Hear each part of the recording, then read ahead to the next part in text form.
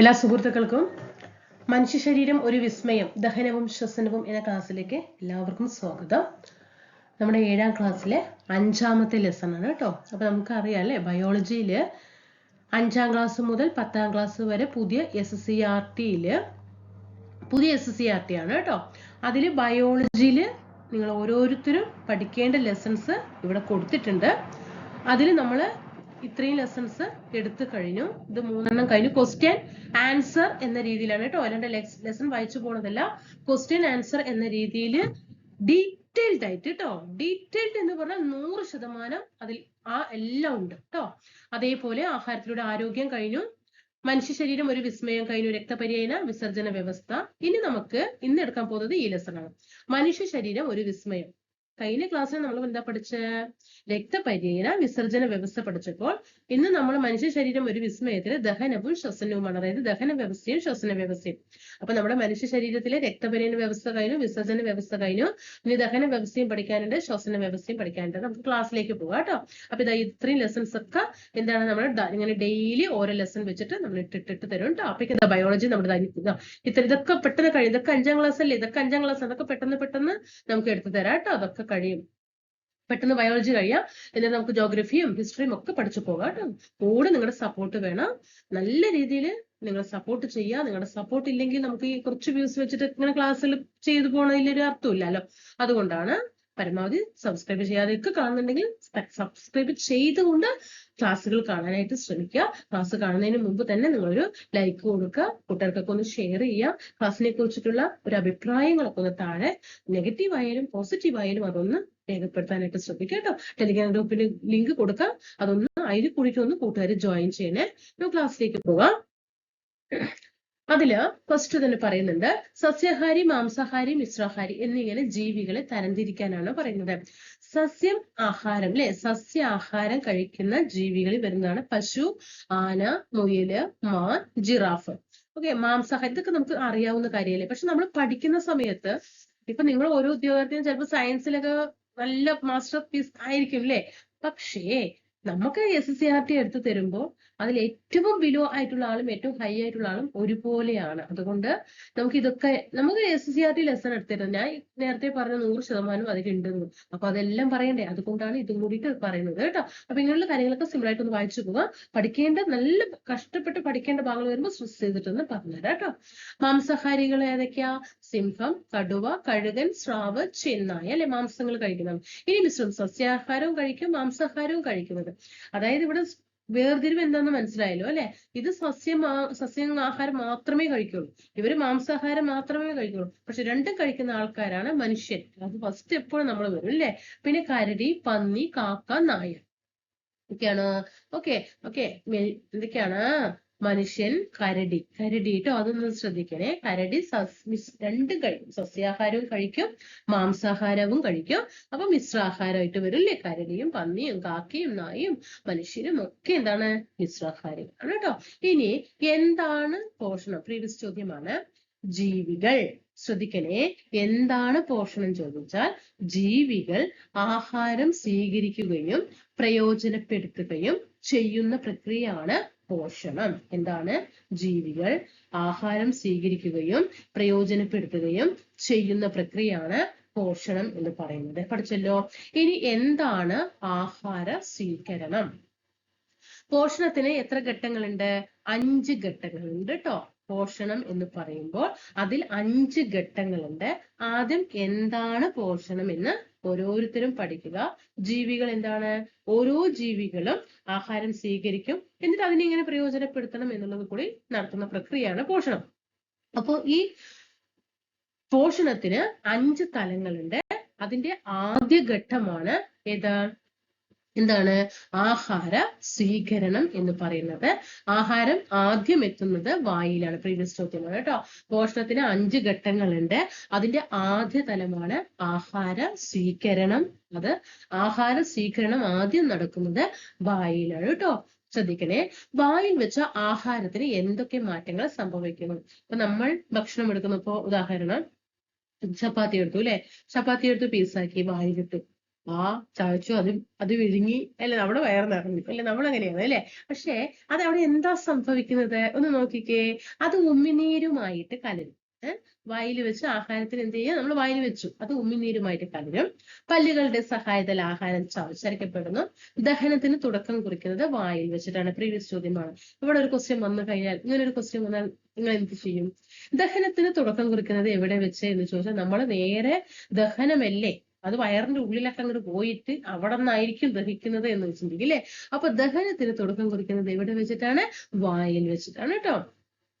ചുണ്ട്, നാക്ക്, പല്ല് എന്നിവ ആഹാര സ്വീകരണത്തിൽ എന്തു പങ്കാണ് വഹിക്കുന്നത്?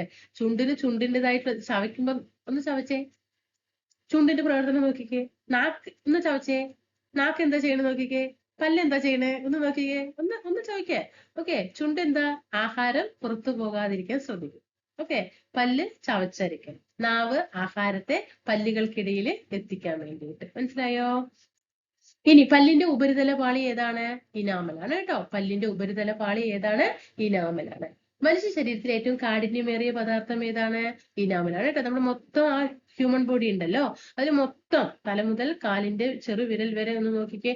അതിവിടെ വെച്ചിട്ട് ഏറ്റവും കാഠിന്യമേറിയ പദാർത്ഥം പല്ലിന്റെ ഉപരിതല പാളിയായിട്ടുള്ള ഇനാമലാണ്. എന്താണ് പാൽപ്പല്ല്? എന്താണ് പാൽപ്പല്ല്? ഏകദേശം 6 മാസം പ്രായമാകുമ്പോഴാണ് കുഞ്ഞുങ്ങൾക്ക് പല്ല് മുളയ്ക്കാൻ തുടങ്ങുന്നത്. ഈ പല്ലുകൾ പാൽപ്പല്ലുകൾ എന്നറിയപ്പെടുന്നു. മുകളിലും താഴെയുമായി 10 വീതം ആകെ 20 പാൽപ്പല്ലാണ് ഉള്ളത് കേട്ടോ. ഞാൻ ഇങ്ങനെ പ്രീവിയസ് പറയുന്നില്ല, PQ ഇതാട്ടോ. ഇതൊക്കെ മുൻകാല ചോദ്യങ്ങളാണ് കേട്ടോ. അപ്പൊ കണ്ടോ, നിങ്ങൾ ബയോളജിയിൽ മുൻകാല ചോദ്യങ്ങളൊക്കെ ഒപ്പം പഠിച്ചു പോകുകയല്ലേ. ഇങ്ങനെ ആയിരിക്കണം നമ്മുടെ ഓരോ പഠന രീതി.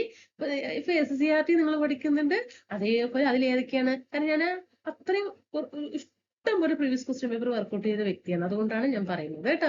ഇതൊക്കെ എന്താണ്? പ്രീവിയസ് ചോദ്യങ്ങളാണ്. അപ്പൊ ബയോളജിയിൽ നിന്നുള്ള പ്രീവിയസ് ചോദ്യം നമുക്ക് മനസ്സിലാക്കാനായിട്ട് സാധിക്കും.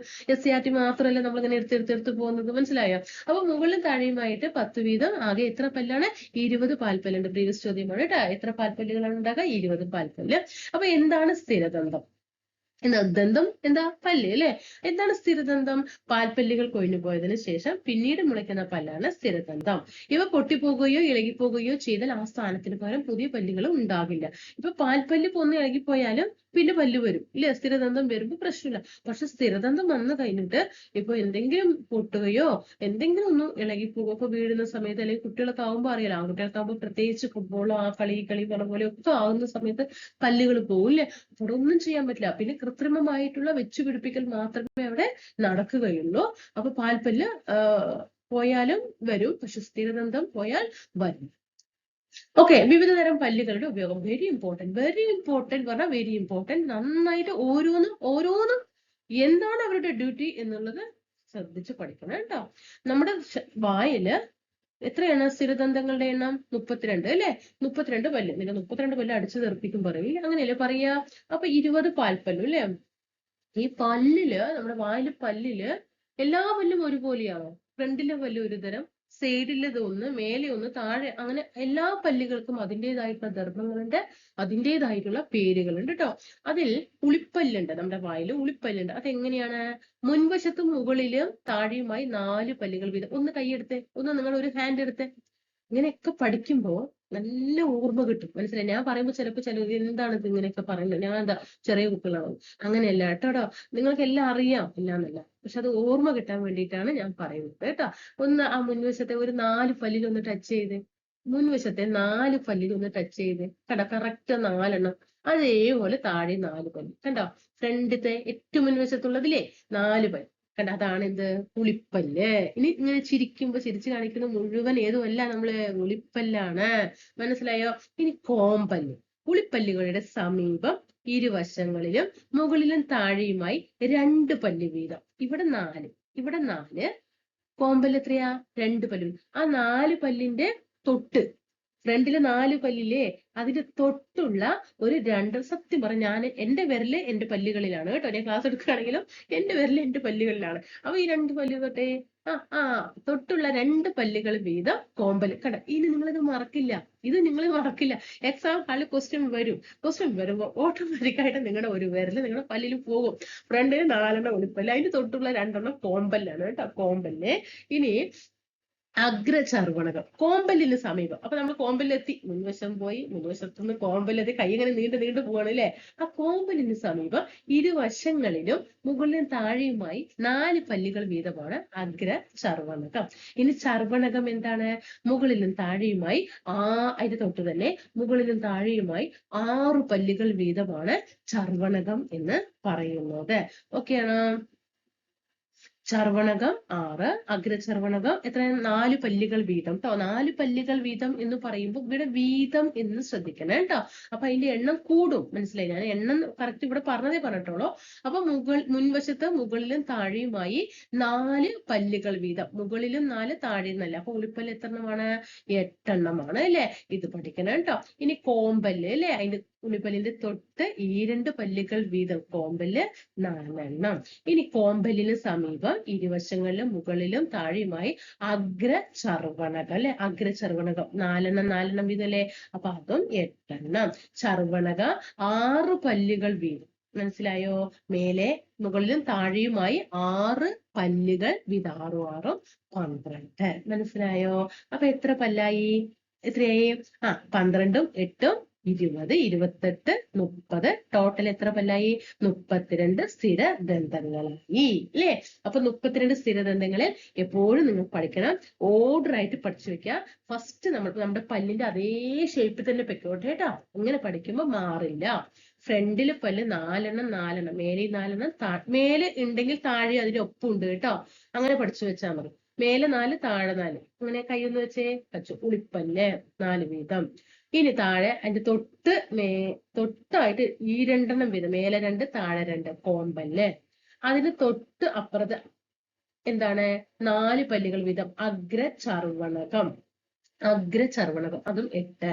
ചർവണകം മേലെ 6, താഴെ 6, 12 എണ്ണം കേട്ടോ. അങ്ങനെ 32 സ്ഥിരദന്തങ്ങളാണ് ഉള്ളത്. ഇനി അഗ്രചർവണകം, ചർവണകം എന്നീ വിഭാഗത്തിലുള്ള പല്ലുകളെ എന്ത് വിളിക്കുന്നു? അണപ്പല്ല്. എന്താ ദേഷ്യം എന്ന് പറയുന്നത്? അണപ്പല്ല് അങ്ങോട്ട് തെറിപ്പിക്കും ഞാൻ പറയല്ലേ. അങ്ങനെ പറയാറുണ്ട് അല്ലെ. അങ്ങനെയൊക്കെ ഓരോരുത്തർ ദേഷ്യം വരുന്ന സമയത്തൊക്കെ നിന്റെ അണപ്പല്ല് തല്ലി പറിക്കും. അപ്പൊ എന്താണ്?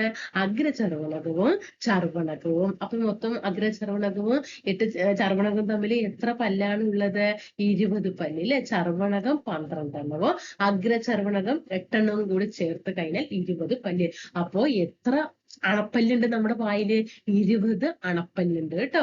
ഇനി മാംസാഹാരികളും സസ്യാഹാരികളുമായ ജീവികളുടെ പല്ലുകളുടെ പ്രത്യേകത അവയുടെ ആഹാര രീതി എത്രമാത്രം ബന്ധപ്പെട്ടിരിക്കുന്നു. ഇപ്പൊ നമ്മൾ നേരത്തെ സസ്യാഹാരികൾ പഠിച്ചില്ലേ, മാംസാഹാരികൾ നോക്കിയില്ലേ, അവയുടെ പല്ലുകളിൽ എന്താ പ്രത്യേകത എന്നാ ചോദിച്ചാൽ, മാംസാഹാരികളുടെ കോമ്പല്ലുകൾ വളരെയേറെ വികാസം പ്രാപിച്ചിരിക്കുന്നു. കോമ്പല്ല് മനസ്സിലായോ? കാരണം ഇതൊരു ഒരു ഐഡിയ വെച്ചിട്ട് പഠിച്ചാൽ മതി കേട്ടോ. മാംസാഹാരികളുടെ കോമ്പല്ല് വളരെയേറെ വികാസം പറയുമ്പോൾ ഇത്തിരി വലിപ്പം കൂടുതലാണ് എന്നാണ് അർത്ഥം. മനസ്സിലായോ? അതെന്താണ്? അപ്പൊ അതൊന്ന് കണക്കാക്കി. മാംസം എന്ന് പറയുമ്പോൾ സസ്യങ്ങൾ ആഹാരം കഴിക്കുന്നത് പോലെ മാംസം കഴിക്കാൻ പറ്റും. ഇപ്പൊ കടിച്ചങ്ങോട്ട് കീറണം അല്ലേ മാംസമൊക്കെ. ചിക്കനൊക്കെ അങ്ങോട്ട് കാലൊക്കെ അങ്ങോട്ട് കടിച്ചങ്ങോട്ട് കീറില്ലേ. അത് ഏത് പല്ല് വെച്ചിട്ടാ? കോമ്പല്ല് വെച്ചിട്ടാണ്. മനസ്സിലായോ? അപ്പൊ കടിച്ചു കീറാൻ സഹായിക്കുന്നത് എല്ലാം മറന്നു കേട്ടോ. എല്ലാം മറന്നേ ഒക്കെ വീക്ക്. അപ്പൊ മാംസം കടിച്ചു കീറാൻ സഹായിക്കുന്നത് എന്താണ്? കോമ്പല്ലാണ്. പ്രീവിയസ് ആണ്. സസ്യഹാരികളിൽ ഉളിപ്പല്ലുകൾ ആഹാരം കടിച്ചു മുറിക്കാനും. ഉളിപ്പല്ല് എന്തിനാണ്? കടിച്ചു മുറിക്കാനാണ്. അണപ്പല്ലുകൾ ആഹാരം ചവച്ചരിക്കാനും സഹായിക്കുന്നു. മനസ്സിലായോ? അപ്പൊ ഒന്നൊന്ന് പഠിച്ചാലോ എന്നാ. കോമ്പല്ല് എന്തിനാണ്? കടിച്ചു കീറാൻ. ഇപ്പൊ ഇതിൽ നിന്ന് നമുക്ക് എങ്ങനെ എടുക്കാം? ഇതാ ക എന്ന അക്ഷരം, ഇവിടെ ക എന്ന അക്ഷരം, ഇവിടെ ക എന്ന അക്ഷരം. മനസ്സിലായോ? ഇനി ഉളിപ്പല്ല് എന്തിനാണ്? എന്താണ്? ആഹാരം കടിച്ച് മുറിക്കാനാണ് കേട്ടോ. കടിച്ച് മുറിക്കാനാണ്. ഇനി എന്താണ് ഇവിടെ? അണപ്പല്ല് അല്ലെ. അണപ്പല്ല് എന്ന് പറയുന്നത് ഏതാണ്? അണപ്പല്ല് എന്ന് പറയുന്നത് ചർവണകവും അഗ്രചർവണകവുമാണ് അല്ലെ. അഗ്രചർവണകവും കൂടി ചേർന്നതാണ് അണപ്പല്ല്. അണപ്പല്ല് എന്തിനാണ്? ചവച്ചരയ്ക്കാനാണ് കേട്ടോ. ചവച്ചരയ്ക്കാനാണ്. ഓക്കെ. അതിൽ നമ്മള് ചർവണകം എന്ന് പറയുന്നില്ലേ? ചർവണകം, ചർവണക, അങ്ങനെ പറയാം. അപ്പൊ ചവച്ചരിക്കുക, ഉളിപ്പല്ല് കടിച്ചു മുറിക്കുക, കോമ്പല്ല് കടിച്ചു കീറുക. ദന്തക്ഷയം, പല്ലിന്റെ ഇനാമൽ ഒരു കാൽസ്യം സംയുക്തമാണ്. പ്രീവിയസ് ചോദ്യമാണ്. നമ്മുടെ മനുഷ്യ ശരീരത്തിലെ ഏറ്റവും കാഠിന്യമേറിയ പദാർത്ഥമാണ് ഇനാമല്. ഇനാമൽ ഒരു കാൽസ്യം സംയുക്തമാണ്. ഇത് ആസിഡുമായി പ്രവർത്തിക്കുമ്പോൾ കാലക്രമേണ നശിക്കുകയും ദന്തക്ഷയത്തിന് കാരണമാവുകയും ചെയ്യുന്നു. അതിന് ഉദാഹരണമാണ്, നമ്മൾ എപ്പോഴും പാല് കുടിച്ചു കഴിഞ്ഞാൽ ഉടനെ വായ കഴുകണം. കഴുകിയില്ലെങ്കിൽ പാലിൽ അടങ്ങിയിരിക്കുന്ന ലാക്റ്റിക് ആസിഡ് നമ്മുടെ പല്ലുകളെ എന്ത് ചെയ്യും? നശിപ്പിക്കുകയും പല്ലുകളൊക്കെ പൊട്ടിപ്പോവുകയും ചെയ്യും. അപ്പൊ എപ്പോഴും നിങ്ങൾ ഓരോരുത്തരും, അത് ചായ ആണെങ്കിലും കോഫി ആണെങ്കിലും പാലാണെങ്കിലും കുടിച്ചു കഴിഞ്ഞാൽ ഉടൻ വായ കഴുകുക. അല്ലെങ്കിൽ പാലിൽ അടങ്ങിയിരിക്കുന്ന ആസിഡ് ഏതാണ്? Lactic acid. അത് നമ്മുടെ ദന്തക്ഷയത്തിന് കാരണമാകും. ഇനി പല്ലുകൾ കേടുവരുന്നതിന് കാരണം എന്താണ്? ആഹാരം കഴിച്ചതിന് ശേഷം വായ ശരിയായി വൃത്തിയാക്കിയില്ലെങ്കിൽ ആഹാരത്തിന്റെ അവശിഷ്ടങ്ങൾ പല്ലുകൾക്കിടയിൽ പറ്റിപ്പിടിച്ചിരിക്കും. ഇതിൽ ബാക്ടീരിയകൾ പോഷണം നടത്തും. തൽഫലമായി ഉണ്ടാകുന്ന ലാക്റ്റിക് ആസിഡ്. അപ്പൊ ഈ ബാക്ടീരിയകൾ എന്ത് ചെയ്യും? ഒരുപാട് ബാക്ടീരിയകൾ ഉണ്ടാകും, അല്ലെ? വരും. പഴകിയ ഭക്ഷണത്തിലൂടെ വായിൽ കെട്ടിക്കിടക്കുന്ന ഭക്ഷണത്തിലൂടെയൊക്കെ ബാക്ടീരിയ വരും. ഈ ബാക്ടീരിയകൾ ഏത് ആസിഡ് ഉണ്ടാക്കും? ലാക്റ്റിക് ആസിഡ് പല്ലുകളെ കേടുവരുത്തുകയും ചെയ്യും. ഓക്കെ.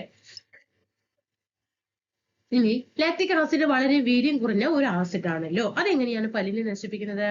കാൽസ്യം സംയുക്തമായ ഇനാമലും. അപ്പൊ നമ്മൾ പറഞ്ഞില്ലേ, നമ്മുടെ മനുഷ്യ ശരീരത്തിലെ ഏറ്റവും കാഠിന്യമേറിയ പദാർത്ഥം ഇനാമലാണ്, പല്ലിന്റെ ഇനാമലാണ് എന്ന് പറഞ്ഞു. ആ ഇനാമൽ എന്ന് പറയുന്നത് എന്താണ്? ഒരു കാൽസ്യം അടങ്ങിയ സംയുക്തമാണ്. പ്രീവിയസ് ചോദ്യമാണ് കേട്ടോ. ഇനാമല് എന്തുകൊണ്ടാണ് നിർമ്മിച്ചിരിക്കുന്നത് എന്ന് കേട്ടോ. കാൽസ്യം സംയുക്തം കൊണ്ടാണ്. അപ്പൊ അത് എന്ത് ചെയ്യാണ്? ലാക്റ്റിക് ആസിഡുമായി പ്രവർത്തിച്ചിട്ടാണ് പല്ലിനെ ദ്രവിപ്പിക്കുന്നത്. ഇനി നാക്കിന്റെ ധർമ്മങ്ങൾ എന്തൊക്കെയാ? വിഴുങ്ങാൻ സഹായിക്കുന്നു. പ്രീവിയസ് ചോദ്യമാണ് കേട്ടോ. പല്ലുകൾക്ക് ചവച്ചരിക്കാൻ പാകത്തിന് ആഹാരത്തെ വായ്ക്കുള്ളിലേക്ക് ചവപ്പിക്കുന്നു. രുചിയേറിയ നാക്കിലെ സ്വാദുമുകുളങ്ങൾ നമ്മെ സഹായിക്കുന്നു. ദഹന പ്രക്രിയയിൽ ഉമിനീരും പ്രധാന പങ്ക് വഹിക്കുന്നുണ്ട്, അല്ലെ? നമ്മുടെ നാക്കിലുള്ള നമ്മൾ നേരത്തെ പറഞ്ഞില്ലേ, ഭക്ഷണം വായിലിടുന്നു, അത് ഉമിനീരുമായി ലയിപ്പിക്കുന്നു എന്ന് പറഞ്ഞു, അല്ലെ? അതിൽ എന്താ ഈ ഉമിനീര് പ്രധാന പങ്ക് വഹിക്കുന്നുണ്ട്? അത് എന്താ സംഭവം? ഉമിനീർ ഉൽപ്പാദിപ്പിക്കുന്നത് ഏത് ഗ്രന്ഥിയാണ്? ഉമിനീർ ഗ്രന്ഥികളാണ്, അല്ലെ? ഉമിനീർ ഉൽപ്പാദിപ്പിക്കുന്നത് എന്താണ്? ഉമിനീർ ഗ്രന്ഥികളാണ്. വായിൽ ചവച്ചരിക്കപ്പെടുന്ന ആഹാരം പിന്നീട് ദഹന വ്യവസ്ഥയുടെ ഏതു ഭാഗത്താണ് എത്തുന്നത്? കണ്ടോ, എത്ര ചോദ്യങ്ങളാണ് PQ. നമ്മുടെ വായിൽ നമ്മൾ ചവച്ചരിക്കില്ലേ ആഹാരം, അത് ദഹന വ്യവസ്ഥയുടെ ഏതു ഭാഗത്താണ് എത്തുന്നത് എന്ന് ചോദിച്ചാൽ അന്നനാളത്തിലാണ് കേട്ടോ. അന്നനാളത്തിൽ കുടുങ്ങും ഭക്ഷണം. നേരെ കഴിക്കുക, നിവർന്ന് നിന്ന് കഴിക്കുക, ചവച്ചരിച്ച് കഴിക്കുക, അന്നനാളത്തിൽ കുടുങ്ങും എന്നൊക്കെ നമ്മൾ പറയാറില്ലേ. ദഹന വ്യവസ്ഥയുടെ ഏതു ഭാഗത്താണ് എത്തുന്നത്? അന്നനാളത്തിലാണ്. എന്താണ് അന്നനാളം? വായയെ ആമാശയവുമായി ബന്ധിപ്പിക്കുന്ന ഒരു കുഴലാണ് അന്നനാളം. നമ്മുടെ വായയെ ആമാശയവുമായി ബന്ധിപ്പിക്കുന്ന ഒരു കുഴലാണ് അന്നനാളം. ഇത് പേശികളാൽ നിർമ്മിക്കപ്പെട്ടിരിക്കുന്നു. മനസ്സിലായല്ലോ? ഇനി എന്താണ് പെരിസ്റ്റാൾസിസ്? അന്നനാള ഭിത്തിയിലൂടെ തരംഗ രൂപത്തിലുള്ള ചലനം കൊണ്ടാണ് ആഹാരം ആമാശയത്തിൽ എത്തുന്നത്. മനസ്സിലായോ? അപ്പോ നമ്മുടെ ആഹാരം, നമ്മുടെ ദഹന വ്യവസ്ഥയുടെ ഭാഗമായ അന്നനാളത്തിലൊക്കെ ഭക്ഷണം കഴിഞ്ഞ് നമ്മുടെ ഭക്ഷണം എവിടെ എത്തും? ആമാശയത്തിൽ എത്തും, അല്ലെ? ഈ ആമാശയത്തിൽ എത്തണമെങ്കിൽ അത് എങ്ങനെയാണ് സാധിക്കുന്നത്? നമ്മുടെ അന്നനാള ഭിത്തിയുടെ ഒരു തരംഗ രൂപത്തിലുള്ള ഒരു ചലനം കൊണ്ടാണ്. ആ തരംഗ രൂപത്തിലുള്ള ചലനത്തെ പറയുന്ന പേരാണ് പെരിസ്റ്റാൾസിസ് എന്ന് പറയുന്നത്. പ്രീവിയസ് ചോദ്യം. ഇനി എന്താണ് ദഹനം?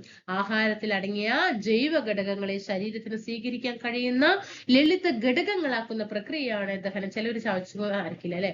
ഒരൊറ്റ വിഴുങ്ങും. അത് വെച്ചിട്ട് അങ്ങോട്ട് ദഹിക്കാൻ പറ്റുമോ? പറ്റില്ല. അതിനെ അതിൻ്റെതായിട്ടുള്ള രീതിയിൽ ആക്കി തീർത്തിട്ട് അങ്ങനെ ലളിത ഘടകങ്ങളാക്കുന്ന പ്രക്രിയയാണ് ദഹനം എന്ന് പറയുന്നത്. ആമാശയത്തിൽ വെച്ച് ആഹാരത്തിനുണ്ടാകുന്ന മാറ്റങ്ങൾ. നമ്മൾ വായിലൊക്കെ കഴിച്ചു, അന്നനാളത്തിലൂടെ പോയി അങ്ങനെ വയറിൽ, അല്ലെ, ആമാശയത്തിൽ എത്തണം. അവിടെ എന്താ നടക്കുക? ആമാശയത്തിൽ വെച്ച് പോഷണത്തിന്റെ രണ്ടാം ഘട്ടമായ ദഹനം ഭാഗികമായി കുറച്ച് നടക്കും. ആഹാര പദാർത്ഥങ്ങൾ 4-5 മണിക്കൂർ വരെ അവിടെ നിൽക്കും. ചോദിച്ച ചോദ്യമാണ്. എത്ര മണിക്കൂറാണ് നമ്മുടെ ശരീരത്തിൽ ആഹാരങ്ങൾ നിൽക്കുക? 4 മുതൽ 5 മണിക്കൂർ വരെ. ആമാശയ ഭിത്തിയുടെ തരംഗ രൂപത്തിലുള്ള ചലനം മൂലം ആഹാരത്തിനെ എന്ത് ചെയ്യും? കുഴമ്പ് രൂപത്തിലേക്ക് ആക്കും. ആ കുഴമ്പ് രൂപത്തിലാക്കുന്ന സമയത്ത് ആമാശയ ഭിത്തിയിൽ കാണുന്ന ഗ്രന്ഥികൾ ഉൽപ്പാദിപ്പിക്കുന്ന ആമാശയരസം അതിന്റെ ദഹനത്തെ സുഗമമാക്കുകയും ചെറിയ അളവിൽ ആമാശയ ഭിത്തി ഉൽപ്പാദിപ്പിക്കുന്ന ഹൈഡ്രോക്ലോറിക് ആസിഡ് മാംസത്തിന്റെ ദഹനത്തെ സഹായിക്കുകയും രോഗാണുക്കളെ നശിപ്പിക്കുകയും ചെയ്യുന്നു. ആമാശയ ഭിത്തിയിൽ അടങ്ങിയിരിക്കുന്ന ആമാശയ ഭിത്തി ഉൽപ്പാദിപ്പിക്കുന്ന ആസിഡ്, അതായത് നമ്മുടെ വയറിൽ ഉൾക്കൊള്ളുന്ന ആസിഡ് ഏത് എന്ന് ചോദിച്ചാൽ ഹൈഡ്രോക്ലോറിക് ആസിഡ് ആണ് കേട്ടോ. ആമാശയ ഭിത്തി ഉൽപ്പാദിപ്പിക്കുന്ന ആസിഡ് ഹൈഡ്രോക്ലോറിക് ആസിഡ് ആണ്. മനസ്സിലായോ? ഈ ഹൈഡ്രോക്ലോറിക് ആസിഡ് മാംസ്യത്തിന്റെ ദഹനത്തെ സഹായിക്കുകയും അനാവശ്യ രോഗാണുക്കളെയൊക്കെ നശിപ്പിക്കുകയും ചെയ്യും. അപ്പൊ ഇങ്ങനെയാണ് നമ്മുടെ ആമാശയത്തില് ആഹാരം കൊണ്ടുവന്ന മനസ്സിലായോ? ചെറുകുടലിൽ വെച്ച് ദഹനവുമായി ബന്ധപ്പെട്ട എന്തൊക്കെ കാര്യങ്ങളാണ് നടക്കുന്നത്? മനുഷ്യന്റെ ചെറുകുടലിന് 5 മുതൽ 6 മീറ്റർ വരെ നീളമുണ്ട്. എത്രയാണ് ചെറുകുടലിന്റെ നീളം? 5 മുതൽ 6 മീറ്റർ വരെ നീളമുണ്ട്. പോഷണത്തിന്റെ രണ്ടാമത്തെ ഘട്ടമായ ദഹനം പൂർത്തിയാകുന്നതും പോഷക ഘടകങ്ങളുടെ ആഗിരണം നടക്കുന്നതും ഇവിടെ വെച്ച്. ഞാൻ ഇങ്ങനെ ഈ പി ക്യു ഇട്ടിട്ട് പോണത് ഇതെല്ലാം ഓരോരോ വൺ വേർഡ് ചോദ്യങ്ങളാണ്. അതുകൊണ്ടാണ് ഞാൻ ഇങ്ങനെ പി ക്യു പറഞ്ഞിട്ട് ഇട്ടിട്ട് പോകുന്നത് കേട്ടോ. അപ്പൊ മനുഷ്യന്റെ ചെറുകുടലിലെ നീളം എത്ര എന്ന് ചോദിച്ചാൽ 5 മുതൽ 6 മീറ്റർ. പ്രീവിയസ് ചോദ്യം. പോഷണത്തിന്റെ രണ്ടാമത്തെ ഘട്ടമായ ദഹനം പൂർത്തിയാകുന്നത് എവിടെ വെച്ച്? ചെറുകുടലിൽ വെച്ചിട്ടാണ്. വൻകുടലല്ല, ചെറുകുടലാണ്. ഇനി പോഷക ഘടകങ്ങളുടെ ആഗിരണം നടക്കുന്നത് എവിടെ വെച്ച്? ചെറുകുടലിലാണ്. ചെറുകുടലിന്റെ ആദ്യ ഭാഗത്ത് വെച്ച് കരൾ ഉൽപ്പാദിപ്പിക്കുന്ന രസം, പ്രീവിയസ് ചോദ്യമാണ്. കരൾ ഉൽപ്പാദിപ്പിക്കുന്ന രസം ഇത് എന്താണ്? പിത്തരസമാണ്. പിത്തരസവും ആഗ്നേയ ഗ്രന്ഥി ഉൽപ്പാദിപ്പിക്കുന്ന ആഗ്നേയ രസവും ഭാഗികമായി ദഹിച്ച് ആഹാരവുമായി കലർന്ന് ദഹനം പൂർണ്ണമാക്കുന്നു. മനസ്സിലായല്ലോ? അപ്പൊ മനുഷ്യന്റെ ചെറുകുടലിന് 5 മുതൽ 6 മീറ്റർ വരെ നീളമുണ്ട്. അതൊരു പോയിന്റ് പഠിച്ചോ. പോഷണത്തിന്റെ രണ്ടാമത്തെ ഘട്ടമായ ദഹനം പൂർത്തിയാകുന്നത് ചെറുകുടലിലാണ്. പോഷക ഘടകങ്ങളുടെ ആഗിരണവും നടക്കുന്നത് ചെറുകുടലിലാണ്. ചെറുകുടലിന്റെ ആദ്യ ഭാഗത്ത് വെച്ചിട്ട്, ചെറുകുടലിന്റെ എവിടെ വെച്ചിട്ടാണ്? ആദ്യ ഭാഗത്ത് വെച്ച് കരൾ ഉൽപ്പാദിപ്പിക്കുന്ന പിത്തരസവും ആഗ്നേയഗ്രന്ഥി ഉൽപ്പാദിപ്പിക്കുന്ന ആഗ്നേയരസവും എന്ത് ചെയ്യും? ഈ ഭാഗികമായി ദഹിച്ച ആഹാരവുമായിട്ട് ചേർന്ന് ദഹനത്തിന് അവിടെ പൂർണ്ണം. ആഹാരത്തിലെ പോഷക ഘടകങ്ങൾ എങ്ങനെയാണ് രക്തത്തിലേക്ക് ആഗിരണം ചെയ്യപ്പെടുന്നത്? എങ്ങനെയായിരിക്കും? നമ്മളിപ്പോ ആഹാരം കഴിക്കുമ്പോൾ ഒരുപാട് പ്രോട്ടീൻസും ധാതുക്കളും വൈറ്റമിൻസും ഒക്കെ ഉണ്ടാവില്ലേ? അതൊക്കെ എങ്ങനെയാണ് രക്തത്തിലേക്ക് ആഗിരണം ചെയ്യപ്പെടുന്നത്? നോക്കിക്കേ, ചെറുകുടലിന്റെ ഭിത്തിയിൽ കാണുന്ന വിരലുകൾ പോലെയുള്ള സൂക്ഷ്മങ്ങളായ ഭാഗങ്ങളാണ് വില്ലസുകൾ എന്ന് പറയുന്നത്. ഇവയിലൂടെയാണ് നാം കഴിക്കുന്ന ആഹാരത്തിലെ പോഷകഘടകങ്ങൾ രക്തത്തിലേക്ക് ആഗിരണം ചെയ്യപ്പെടുന്നത്. ചോദ്യം വരും, ആഹാരത്തിലെ പോഷകഘടകങ്ങൾ രക്തത്തിലേക്ക് ആഗിരണം ചെയ്യപ്പെടുന്നത് ഏത് വഴിയാണെന്ന് ചോദിച്ചാൽ വില്ലസിലൂടെയാണ്. ഇതാണ് പോഷണത്തിന്റെ 3-ാം ഘട്ടം എന്ന് പറയുന്നത്. അപ്പൊ പോഷണത്തിന്റെ നമ്മൾ ഫസ്റ്റ് പറഞ്ഞു, ദഹനം പറഞ്ഞു അല്ലെ? ആ 1-ാം ഘട്ടം ദഹനം കഴിഞ്ഞു. 2-ാം ഘട്ടം പെരിസ്റ്റാൾസിസ് ആണ് അല്ലെ? 2-ാം ഘട്ടം ഏതാണ്? പെരിസ്റ്റാൾസിസ് അല്ലെ? കുഴമ്പ് രൂപത്തിലാക്കുകയാണ് അല്ലെ? ആമാശയ ഭിത്തിയിലുള്ള തരംഗ ചലനങ്ങളാണ് അല്ലെ? അതാണ് എന്ത് പറയുന്നത്? പെരിസ്റ്റാൾസിസ് എന്ന് പറയുന്നത്. ഇതാണ് 2-ാം ഘട്ടം. അപ്പൊ 3-ാം ഘട്ടമാണ് വില്ലസുകൾ എന്ന് പറയുന്നത് കേട്ടോ. വില്ലസുകൾ. ഓക്കെ. അപ്പൊ എന്താണ് ആഗിരണം? ദഹിച്ച ആഹാരം ശരീരം സ്വീകരിക്കുന്ന പ്രക്രിയയാണ് ആഗിരണം. ഇതാണ് പോഷണത്തിന്റെ 3-ാം ഘട്ടം എന്ന് പറയുന്നത് കേട്ടോ. അപ്പൊ നമ്മൾ പോഷണതലത്തിന് 5 ഘട്ടങ്ങൾ ഉണ്ട് എന്ന് പറഞ്ഞല്ലോ. പോഷണതലത്തിന് എത്ര ഘട്ടങ്ങൾ ഉണ്ട് എന്ന് പറഞ്ഞത്? 5 ഘട്ടങ്ങൾ ഉണ്ട് എന്ന് പറഞ്ഞു. അതില് 1-ാം ഘട്ടം നമ്മൾ പഠിച്ചു, ആഹാര സ്വീകരണം എന്ന് പറഞ്ഞു അല്ലെ? 1-ാം ഘട്ടം ആഹാര സ്വീകരണം പറഞ്ഞു. 2-ാം ഘട്ടം നമ്മൾ പറഞ്ഞു ദഹനം എന്ന് പറഞ്ഞു. 3-ാം ഘട്ടത്തിൽ നമ്മള് പെരിസ്റ്റാൾസിസിന്റെ ഇത് പറഞ്ഞു. 4-ാമത്തത് പറഞ്ഞു വില്ലസുകളുടെ രൂപത്തിലുള്ളത്, അങ്ങനെ പറഞ്ഞു അല്ലെ? അങ്ങനെ ഓരോരോ ഭാഗങ്ങൾ അല്ലെ? അപ്പോ 1-ാം ഘട്ടം നമ്മൾ ആഹാരത്തിന്റെ സ്വീകരണം പഠിച്ചു അല്ലെ? ആഹാര സ്വീകരണം 1-ാം ഘട്ടം പഠിച്ചു. 2-ാം ഘട്ടമാണ് ഏത് പറഞ്ഞത്? പെരിസ്റ്റാൾസിസിന്റെ പറഞ്ഞത് അല്ലെ? പെരിസ്റ്റാൾസിന്റെ പറഞ്ഞത്. 3-ാം ഘട്ടം പറഞ്ഞ് പോഷണതലം ഏതാണ്? ആ വില്ലസുകളുടെ പ്രവർത്തനങ്ങളാണ്. ഇനി 4-ാമത് നോക്കിക്കേ, ദഹിച്ച ആഹാരം അല്ലെ? എന്താണ്? ദഹിച്ച ആഹാരം ശരീരം സ്വീകരിക്കുന്ന പ്രക്രിയയാണ് ആകിയത്. ഇതാണ് പോഷണത്തിന്റെ 3-ാം ഘട്ടം. ഓക്കെ. ഇനി 4-ാം ഘട്ടം എന്താണ്? സ്വാംശീകരണം കേട്ടോ. രക്തത്തിൽ എത്തിച്ചേർന്ന പോഷകഘടകങ്ങൾ ശരീരത്തിന്റെ ഭാഗമായി മാറുന്നതാണ് സ്വാംശീകരണം. ഇത് പോഷണത്തിന്റെ 4-ാം ഘട്ടമാണ്. രക്തത്തിൽ എത്തിച്ചേർന്ന പോഷക ഘടകങ്ങൾ ശരീരത്തിന്റെ ഭാഗമായി രക്തത്തിലൂടെ എത്തിച്ചേരുമ്പോൾ എന്താണ്? ശരീരത്തിന്റെ എല്ലാ ഭാഗങ്ങളിലും എത്തിയാണ് അതിന്റെ പ്രവർത്തനം കറക്റ്റ് ആവുള്ളൂ അല്ലെ? അപ്പൊ അത് എത്തുന്നതാണ് എന്താ? 4-ാം ഘട്ടം. അതിനെയാണ് സ്വാംശീകരണം എന്ന് പറയുന്നത്. ഇനി ദഹിച്ച ആഹാരത്തിൽ ശരീരത്തിന് വേണ്ടാത്ത പദാർത്ഥങ്ങളും ഉണ്ടാകില്ലേ? അവ എങ്ങനെ പുറന്തള്ളും? ദഹിച്ച ആഹാര പദാർത്ഥങ്ങളിൽ നിന്ന് പോഷക ഘടകങ്ങളുടെ ആഗിരണത്തിന് ശേഷമുള്ള അവശിഷ്ടങ്ങൾ വൻകുടലിലേക്ക് നീങ്ങും. ഒക്കെ ചെറുകുടലിൽ വെച്ചിട്ടാണ് ദഹനമൊക്കെ നടത്തുന്നത്. അത് കഴിഞ്ഞിട്ട് അവിടെ എല്ലാം വേണ്ടത് മാത്രം എടുത്ത് വേണ്ടാത്തതിനെ വൻകുടലിലേക്ക് നീക്കും. വൻകുടലിൽ വെച്ച് ദഹനാവശിഷ്ടങ്ങളിലുള്ള ജലവും ലവണങ്ങളും ആവശ്യാനുസരണം ആഗിരണം ചെയ്യപ്പെടുന്നു. ഇതൊരു പ്രീവിയസ് ചോദ്യമാണ്. എവിടെ വെച്ചിട്ടാണ് ദഹന അവശിഷ്ടങ്ങളിലുള്ള ജലവും ലവണങ്ങളും ആവശ്യാനുസരണം ആഗിരണം ചെയ്യപ്പെടുന്ന മനുഷ്യ ശരീരത്തിന്റെ ഭാഗം ഏതെന്ന് ചോദിക്കാറുണ്ട്. വൻകുടലാണ്. പ്രീവിയസ് ചോദ്യമാണ്. തുറന്ന മലാശയത്തിൽ സംഭരിക്കപ്പെടുന്ന ദഹനാവശിഷ്ടങ്ങൾ മലദ്വാരത്തിലൂടെ പുറന്തള്ളുന്നു. ഇനി വിസർജനം 5ാം ഘട്ടമാണ് വിസർജനം. ഓരോരോ ഘട്ടങ്ങള് പഠിക്കണം കേട്ടോ. മലാശയത്തിൽ സംഭരിക്കപ്പെടുന്ന ദഹനാവശിഷ്ടങ്ങൾ മലദ്വാരത്തിലൂടെ പുറന്തള്ളപ്പെടുന്ന പ്രക്രിയയാണ് വിസർജനം. ഇത് പോഷണത്തിന്റെ 5ാം ഘട്ടം. അപ്പൊ പോഷണത്തിന്റെ 5 ഘട്ടങ്ങളാണ്. 5 ഘട്ടങ്ങളിൽ 1ാം ഘട്ടമാണ് ആഹാരം സ്വീകരിക്കൽ, 2ാമത്തെ ഘട്ടമാണ് ദഹനം, 3ാം ഘട്ടമാണ് ആഗിരണം, 4ാം ഘട്ടമാണ് സ്വാംശീകരണം, 5ാം ഘട്ടമാണ് വിസർജനം എന്ന് പറയുന്നത് കേട്ടോ. 1ാം ഘട്ടം ആഹാരം സ്വീകരിക്കൽ, 2ാം ഘട്ടം ദഹനം, അതായത് അവിടെ പെരിസ്റ്റാൾസിസിന്റെ തരംഗ രൂപത്തിലുള്ള ചലനം നടന്നിട്ടാണ് അവിടെ എന്ത് ചെയ്യുന്നത്, ആ ദഹന പ്രക്രിയകൾ നടക്കുന്നത്. ആഗിരണം നടക്കുന്നത് എവിടെ വെച്ചിട്ടാണ്, വിരല് പോലെയുള്ള വില്ലസുകളുടെ ഭാഗത്ത് വെച്ചിട്ടാണ് അതിവിടെ ആഗിരണം നടക്കുന്നത്. പിന്നെ സ്വാംശീകരണം പറയുമ്പോൾ പോഷക ഘടകങ്ങൾ എന്താണ് രക്തത്തിലൂടെ എത്തിയ പോഷക ഘടകങ്ങൾ ശരീരത്തിന്റെ വിവിധ ഭാഗങ്ങളിലേക്ക് എത്തിച്ചേർന്ന പ്രക്രിയയാണ് സ്വാംശീകരണം. അടുത്തത് പുറന്തള്ളുന്നത് കേട്ടോ, വിസർജനം. ഇനി വായ കേട്ടോ. നമുക്ക് ഓരോന്ന് നോക്കാം. ആഹാരം ആദ്യം എത്തുന്നത് ഏതിലാണ്? വായിലാണ്. ഉമിനീരുമായിട്ട് കലരും. പല്ലുകളുടെ സഹായത്താൽ ആഹാരം ചവച്ചരക്കപ്പെടും. ദഹനത്തിന് തുടക്കം കുറിക്കുന്നത് വായിൽ വെച്ചിട്ടാണ് കേട്ടോ. ഇതൊക്കെ നേരത്തെ പഠിച്ച കാര്യങ്ങളാണ്. അതൊന്നും കൂടി നമ്മൾ പഠിക്കുന്നു എന്ന് മാത്രം. അപ്പൊ ഫസ്റ്റ് നമ്മൾ ആഹാരം സ്വീകരിക്കൽ അല്ലെ. ഫസ്റ്റ് ഏതാ പഠിച്ചത്? ആഹാരം സ്വീകരിക്കൽ, ദഹനം, ആഗിരണം, സ്വാംശീകരണം, മറക്കരുത് വിസർജനം. മനസ്സിലായോ? 1ാം ഘട്ടം നമ്മൾ പറഞ്ഞു ആഹാര സ്വീകരണം അല്ലെ. ആഹാര സ്വീകരണം നടക്കുന്നത് എവിടെ വെച്ചിട്ടാണ്? വായിൽ വെച്ചിട്ടാണ് അല്ലെ. ഓക്കെ. ആഹാരം ആദ്യം എത്തുന്നത് വായിലാണ്. ഉമിനീരുമായി കലരും. എന്നിട്ട് പല്ലുകളുടെ സഹായത്താൽ ആഹാരം ചവച്ചരിക്കും. ദഹനത്തിന് തുടക്കം കുറിക്കുന്നത് വായിൽ വെച്ചിട്ടാണ് അല്ലെ. അടുത്തത് ഏതാ പറഞ്ഞത്? നമ്മളെ ദഹനം അല്ലെ. 2ാമത്തത് ഏതാണ്? ദഹനം എവിടെ വെച്ചിട്ട്? അന്നനാളത്തിൽ അല്ലെ. വായയെ ആമാശയവുമായി ബന്ധിപ്പിക്കുന്ന ഒരു കുഴലാണ് അന്നനാളം. ഇത്ര നേരം പഠിച്ച കാര്യങ്ങൾ വീണ്ടും പഠിക്കാണ്. ഇത് പേശികളാൽ നിർമ്മിക്കപ്പെട്ടിരിക്കുന്നു. ചവച്ചരിക്കപ്പെട്ട ആഹാരം അന്നനാളത്തിലൂടെ ആമാശയത്തിൽ എത്തുന്നു. ഓക്കെ. ഇനി അടുത്തത് ആമാശയത്തിൽ അല്ലെ. എന്താണ്? ആമാശയഭിത്തിയുടെ തരംഗ രൂപത്തിലുള്ള ചലനം മൂലം ആഹാരം കുഴമ്പ് രൂപത്തിലാകുന്നു. ആമാശയഭിത്തിയിൽ കാണുന്ന ഗ്രന്ഥികൾ ഉൽപ്പാദിപ്പിക്കുന്ന ആമാശയരസം ദഹനത്തെ സുഗമമാക്കുന്നു. ചെറിയ അളവിൽ ആമാശയഭിത്തി ഉൽപ്പാദിപ്പിക്കുന്ന ഹൈഡ്രോക്ലോറിക് ആസിഡ് മാംസത്തിന്റെ ദഹനത്തെ സഹായിക്കുകയും രോഗാണുക്കളെ നശിപ്പിക്കുകയും ചെയ്യുന്നു. മനസ്സിലായല്ലോ? ഇനി ചെറുഘടകങ്ങളുടെ ആഗിരണം നടക്കുന്നത് ഇവിടെ വെച്ചിട്ട്. പോഷകഘടകങ്ങളുടെ ആഗിരണം നടത്തുന്ന ഇവിടെ ചെറുകുടലാണ് അല്ലെ. കരൾ ഉൽപ്പാദിപ്പിക്കുന്ന പിത്തരസവും ആഗ്നേയഗ്രന്ഥി ഉൽപ്പാദിപ്പിക്കുന്ന അഗ്നേയരസവും ഭാഗികമായി ദഹിച്ച ആഹാരവുമായി കലർന്ന ദഹനം പൂർണ്ണമാക്കുന്നു. ചെറുകുടലിലെ വില്ലസുകൾ വഴിയാണ് നാം കഴിക്കുന്ന ആഹാരത്തിലെ പോഷകഘടകങ്ങൾ രക്തത്തിലേക്ക് ആഗിരണം ചെയ്യപ്പെടുന്നത്. മനസ്സിലാകുന്നുണ്ടോ? അപ്പൊ ഇവിടെ ആഗിരണം നടക്കുന്ന ഭാഗങ്ങൾ അല്ലെ. ആഗിരണം നടക്കുന്ന ഭാഗങ്ങൾ. അടുത്തത് സ്വാംശീകരണം, അടുത്തത് വിസർജനം. വൻകുടൽ ദഹിച്ച ആഹാര പദാർത്ഥങ്ങളിൽ നിന്ന് പോഷകങ്ങളുടെ ആഗിരണത്തിന് ശേഷമുള്ള അവശിഷ്ടങ്ങൾ വൻകുടലിലേക്ക് നീങ്ങുന്നു. വൻകുടലിൽ വെച്ച് ദഹനാവശിഷ്ടങ്ങളുടെ ജലവും ലവണങ്ങളും ആവശ്യാനുസരണം ആഗിരണം ചെയ്യപ്പെടും. മലാശയത്തിൽ സംഭരിക്കപ്പെടുന്ന ദഹനാവശിഷ്ടങ്ങൾ മലദ്വാരത്തിലൂടെ പുറത്തുള്ളൂ. ഇങ്ങനെയാണ് നമ്മൾ കഴിക്കുന്ന ആഹാരത്തിന്റെ ശരീരത്തിലെത്തി അത് പുറത്തേക്ക് പോകുന്ന അവസ്ഥ വരെയുള്ള കാര്യങ്ങളാണ് ഇന്ന് വരെ ഇത്ര നേരം പഠിച്ചത്. ഓക്കെ.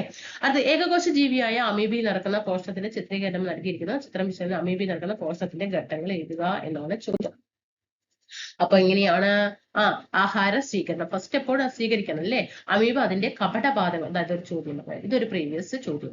അമീബ അതിന്റെ കപടപാദങ്ങൾ ഉപയോഗിച്ചിട്ടാണ് ആഹാര പദാർത്ഥം വിഴുങ്ങുന്നത് കേട്ടോ. അമീബ അതിന്റെ ഏതാണ്? കപടപാദങ്ങൾ ഉപയോഗിച്ചിട്ടാണ് ആഹാര പദാർത്ഥം വിഴുങ്ങുന്നത്. അമീബ ആഹാരം സ്വീകരിക്കാനും സഞ്ചരിക്കാനും കപടപാദങ്ങൾ ഉപയോഗിക്കാറുണ്ട്. 1ാമത്തെ ഘട്ടം. പിന്നെ 2ാമത്തെ ഏകകോശ ജീവിയായ അമീബയിൽ നടക്കുന്ന ദഹന പ്രക്രിയകളാണ് കേട്ടോ. അത് എന്താണ്? പോഷകഘടകങ്ങളെ കറക്റ്റ് ആക്കിയിട്ട് എങ്ങനെയാണ് അതിന്റെ ഭക്ഷണ ക്രമീകരണങ്ങൾ അത് നോക്കുക. 2ാം ദഹനം. ദഹനരസങ്ങൾ ആഹാര പദാർത്ഥത്തെ വിഘടിപ്പിക്കുകയും ദഹിപ്പിക്കുകയും ചെയ്യും. 3ാമത് ആഗിരണം. ഈ ഒരു 5 ഘട്ടങ്ങൾ, 5 പോഷകതലം വ്യക്തമായിട്ട് പഠിക്കണം. ഫസ്റ്റ് ആഹാര സ്വീകരണമാണ്, 2ാമത് ദഹനമാണ്, 3ാമത്തത് ആഗിരണമാണ്, 4ാമത്തത് സ്വാംശീകരണമാണ്, 5ാമത്തെ വിസർജനമാണ്. ആ ഓർഡർ കറക്റ്റ് ആയിട്ട് കേട്ടോ. ആഗിരണം എന്താ? ദഹിപ്പിച്ച പോഷകങ്ങൾ അമീബയുടെ കോശദ്രവ്യത്തിൽ ലയിക്കും. സ്വാംശീകരണം ഊർജ്ജം, വളർച്ച എന്നിവയ്ക്കായിട്ട് ആഗിരണം ചെയ്യപ്പെട്ട പോഷകങ്ങൾ ഉപയോഗിക്കും. പുറത്തുള്ള അമീബ ദഹിക്കാത്ത മാലിന്യ വസ്തുക്കളെ കോശത്തിൽ നിന്ന് പുറന്തള്ളും. എന്തുകൊണ്ടാണ് മനുഷ്യർക്ക് മത്സ്യത്തെ പോലെ വെള്ളത്തിൽ നിന്നും ഓക്സിജൻ സ്വീകരിക്കാൻ കഴിയാത്തത്? എന്തുകൊണ്ടാണ്? നമ്മൾ വെള്ളത്തിനടി പോയി കിടന്ന് ഓക്സിജൻ കിട്ടട്ടെ കൊണ്ട് കിടന്നാൽ മീൻ കിടക്കുന്ന പോലെ കിടന്നാൽ മേലേക്ക് നമ്മളൊക്കെ പൊങ്ങി കിട്ടും അല്ലെ? മത്സ്യങ്ങൾക്ക് എന്തുണ്ട്? ചെകിളപ്പൂക്കളുണ്ട്. പ്രീവിയസ് ചോദ്യമാണ് കേട്ടോ. അവ വെള്ളത്തിൽ നിന്ന് ഓക്സിജൻ സ്വീകരിക്കുന്നു. ചെകിളപ്പൂക്കൾ ഇല്ലാത്തതിനാൽ മനുഷ്യർക്ക് വെള്ളത്തിൽ നിന്ന് ഓക്സിജൻ സ്വീകരിക്കാൻ കഴിയില്ല. കണ്ടില്ലേ, 2 ചിറക് പോലെ കാണാൻ. ഓക്കെ, നമ്മുടെ ശ്വാസകോശത്തിന് അന്തരീക്ഷ വായുവിൽ നിന്നുള്ള ഓക്സിജനെ സ്വീകരിക്കാനേ മാത്രമേ സാധിക്കൂ. ഓക്കെ, അത് മീനിന് കരയിൽ വന്നിട്ട് ശ്വാസം പിടിച്ചിട്ട് ജീവിക്കാൻ പറ്റുന്നുണ്ടോ? ഇല്ല, നമുക്കേ പറ്റൂ. അപ്പൊ നമുക്ക് ചെകിളപ്പൂക്കൾ ഇല്ലാത്തത് കൊണ്ടാണ് എന്ത് ചെയ്യുന്നത്? പിന്നെ അതും കൂടെ വേണ്ടുള്ളൂ അല്ലെ? നമുക്ക് മനുഷ്യന് ചെകിളപ്പൂക്കൾ ഇല്ലാത്തത് കൊണ്ടാണ് വെള്ളത്തിനടിയിൽ നിന്ന് ശ്വാസം ഓക്സിജൻ വലിച്ചെടുക്കാൻ കഴിയാത്തത്. അതേപോലെ ചെകിളപ്പൂക്കൾ ഉള്ളത് കൊണ്ടാണ് അവയ്ക്ക് കരയിലും വന്നിട്ട് ഓക്സിജൻ വലിക്കാൻ കിട്ടാത്തത്. എന്താണ് ഉച്ഛ്വാസവും നിശ്വാസവും? ഉച്ഛ്വാസം ഉള്ളിലേക്ക്, നിശ്വാസം പുറത്തേക്ക്. വായു ശ്വാസകോശത്തിലേക്ക് എടുക്കുന്ന പ്രവർത്തനമാണ് ഉച്ഛ്വാസം, ഇൻഹലേഷൻ. ശ്വാസകോശത്തിൽ നിന്ന് വായു പുറത്തേക്ക് പോകുന്ന പ്രവർത്തനമാണ് നിശ്വാസം. ഉച്ഛ്വാസം ഉള്ളിലേക്ക് ഉച്ഛ്വാസം ഉള്ളിലേക്ക്, നിശ്വാസം പുറത്തേക്ക്. മനുഷ്യന്റെ ശ്വാസകോശത്തിന്റെ പ്രവർത്തനം നോക്കിക്കേ. ഇവിടെ ഓരോരോ ഭാഗങ്ങൾ തന്നിട്ടുണ്ട്, ശ്രദ്ധിച്ച്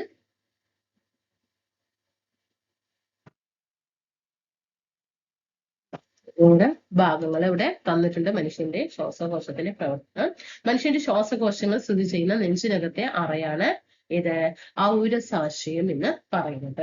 മനുഷ്യന്റെ ശ്വാസകോശങ്ങൾ സ്ഥിതി ചെയ്യുന്ന നെഞ്ചിനകത്തെ അറയെ പറയുന്ന പേരാണ് ഔരസാശയം. ഔരസാശയത്തിന് താഴെ ഭാഗമാണ് ഉദരാശയം. ഔരസാശയത്തിന് താഴെ ഉദരാശയം. ഇവ വേർതിരിക്കുന്ന പേശി നിർമ്മിതമായ ഭിത്തിയാണ് ഡയഫ്രം എന്ന് പറയുന്നത്. പ്രീവിയസ് ചോദ്യമാണ്. മനുഷ്യ ശരീരത്തിൽ ഡയഫ്രം കാണപ്പെടുന്ന ഭാഗം ഏത് എന്ന് പ്രീവിയസ് ചോദ്യമാണ്. ഡയഫ്രം കാണപ്പെടുന്ന ഭാഗം ശ്വാസകോശത്തിലാണ്. എവിടെയാണ്? ശ്വാസകോശത്തിലാണ്. ഓക്കെ ആണോ? ഇത് അല്പം മേലോട്ട് വളഞ്ഞാണ് ഇരിക്കുന്നത്. ഇതിന് സമാനാകൃതിയാണ്. ഉച്ഛ്വാസ സമയത്ത് ഡയഫ്രം ചുരുങ്ങുകയും വളവ് അല്പം നിവരുകയും ചെയ്യുന്നു. അതിനാൽ ഔരസാശയത്തിന്റെ വ്യാപ്തി വർദ്ധിക്കുന്നു. തൽഫലമായി അന്തരീക്ഷ വായു ശ്വാസകോശത്തിലേക്ക് പ്രവേശിക്കുന്നു. ശ്വാസകോശം വികസിക്കുകയും ചെയ്യുന്നു. എന്നാൽ നിശ്വാസ സമയത്ത് അതിന്റെ ഓപ്പോസിറ്റ് ആണ്. ഡയഫ്രം പൂർവ്വസ്ഥിതിയിലാകുന്നു. ഓക്കെ, ഉച്ഛ്വാസ സമയത്ത് ഡയഫ്രം എന്താ ചെയ്യുന്നത്? ചുരുങ്ങുകയാണ് ചെയ്യുന്നത്. എന്നാൽ നിശ്വാസ സമയത്ത് അത് എന്ത് ചെയ്യും? അതിന് പൂർവസ്ഥിതി പ്രാപിക്കുകയാണ് ചെയ്യുന്നത്. ശ്വാസകോശത്തിൽ നിന്ന് വായു പുറത്തേക്ക് പോകുന്നു. ഓക്കെ, ഇത് വായു നിശ്വാസം പറയുമ്പോൾ വായു പുറത്തേക്ക് പോകും. ഉച്ഛ്വാസം വായു ഉള്ളിലേക്ക് പോകും. ചുരുങ്ങുക, ഉള്ളിലേക്ക് പോകുക. പൂർവസ്ഥിതി പ്രാപിക്കുക, പുറത്തേക്ക് പോകുക. ഇനി ഉച്ഛ്വാസവും നിശ്വാസവും നടക്കുമ്പോൾ ഡയഫ്രത്തിന് എന്ത് മാറ്റമാണ് സംഭവിക്കുന്നത്? എന്താണ് അത് നമ്മൾ പറഞ്ഞു അല്ലെ? ഉച്ഛ്വാസ സമയത്ത് ഡയഫ്രം ചുരുങ്ങും, അല്പം വളവ് നീങ്ങും. അപ്പോ ഔരസാശയത്തിന്റെ വ്യാപ്തി വർദ്ധിക്കും. ചുരുങ്ങുമ്പോൾ വ്യാപ്തി വർദ്ധിക്കും. അത് ഫലമായിട്ട് അന്തരീക്ഷ വായു ശ്വാസകോശത്തിലേക്ക് പ്രവേശിക്കുന്നു. ശ്വാസകോശം വികസിക്കുന്നു. നിശ്വാസ സമയത്ത് ഡയഫ്രം പൂർവ്വസ്ഥിതിയിലാകുന്നു. ശ്വാസകോശവും പൂർവ്വസ്ഥിതിയിലാകുന്നു. ശ്വാസകോശത്തിൽ നിന്നുള്ള വായു പുറത്തേക്ക് പോകും. ഇനി ഉച്ഛ്വാസ സമയത്താണോ നിശ്വാസ സമയത്താണോ ഔരസാശയത്തിന്റെ വ്യാപ്തി കൂടുന്നത്? ഉച്ഛ്വാസ സമയത്താണ് അല്ലെ? ഉച്ഛ്വാസ സമയത്ത്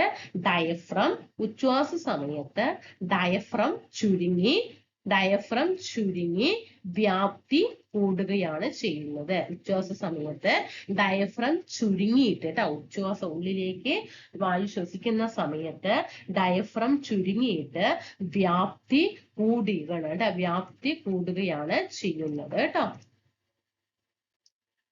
എന്താണ് ശ്വസന പദം? നാസാദ്വാരത്തിലൂടെ, അതായത് മൂക്കിലൂടെ അകത്ത് കിടക്കുന്ന വായു ശ്വാസകോശങ്ങളിലെ വായു അറയിൽ എത്തുന്നു. വായുവിന്റെ ഈ സഞ്ചാരപാതയാണ് ശ്വസന പദം എന്ന് പറയുന്നത്. ഓക്കെ, ഈ ശ്വസന പദത്തിന്റെ ഭാഗങ്ങൾ ഏതൊക്കെയാണ്? വായു അറയുണ്ട്, ശ്വാസനാളം, നാസാദ്വാരം, ശ്വസനിക കേട്ടോ. ഏതൊക്കെയാണ് ശ്വസന പദത്തിന്റെ ഭാഗങ്ങള്? നാസാദ്വാരം, ശ്വാസനാളം, ശ്വസനിക, വായു അറ. ഇനി ഉച്ഛ്വാസ പ്രക്രിയയിലെയും നിശ്വാസ പ്രക്രിയയിലെയും വിവിധ ഘട്ടങ്ങൾ എഴുതാനാണ് പറഞ്ഞിരിക്കുന്നത്. നമ്മൾ പഠിച്ച കാര്യങ്ങൾ തന്നെയാണ്.